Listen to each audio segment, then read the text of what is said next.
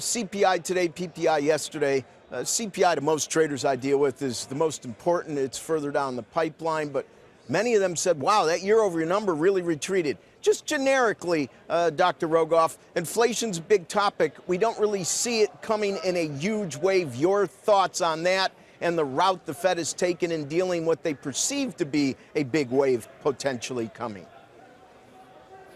Well, obviously, we've gone for a very long time with very low inflation. It's creeping up, but nobody really has any idea if they're patient, raise rates a little more slowly, would somehow inflation gallop away? There are signs. The labor market's tightening, but probably could still tighten some more. So I think the answer, Rick, is nobody knows. And of course, this slightly softer number calms temporarily some of the jitters. I like your answer, and I like the honesty of your answer, Dr. Rogoff. Nobody really knows. That's the answer with regard to how QT, quantitative tightening, will go. It's the answer that most should give when they use their models and they can't figure out where productivity is gone. So there's a lot of strange things going on. Do you think the 70s and 80s have poisoned the well so that the Federal Reserve always seems to think it needs to get ahead of something that hasn't occurred yet? Are we forever tainted in that regard?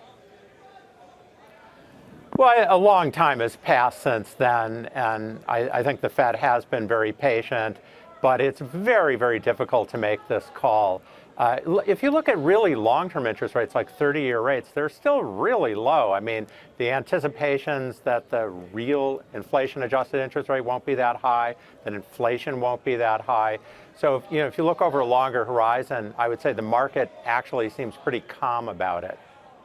All right, Dr. Rogoff, we don't have a lot of time left. I really want to probe your brain here. I think credit differentiation is one of the biggest issues nobody's talking about, and I'm going to try to keep it really simple. Overseas has a lot of problems, whether it's negative interest rates, banks near insolvencies. So a lot of investing from overseas, Europe, Japan, China, comes here. And in order to do that, they need to change those cash flows back into their currency, and they need to do things like credit FX spreads, forwards, and a variety of derivatives. My quick question is, I'm hearing that European banks, due to credit differentiation, higher rates, don't have the capacity to propagate this game. Does that mean investors overseas have to pull back? Are you hearing anything about FX derivatives? There's some weird stuff going on in terms of similar products having different prices that just never happened before because of some of these limits on European banks. But no, broadly, I think Europe's running gigantic surpluses. And unless Germany suddenly decides to have a big stimulus, I don't think that's going to change.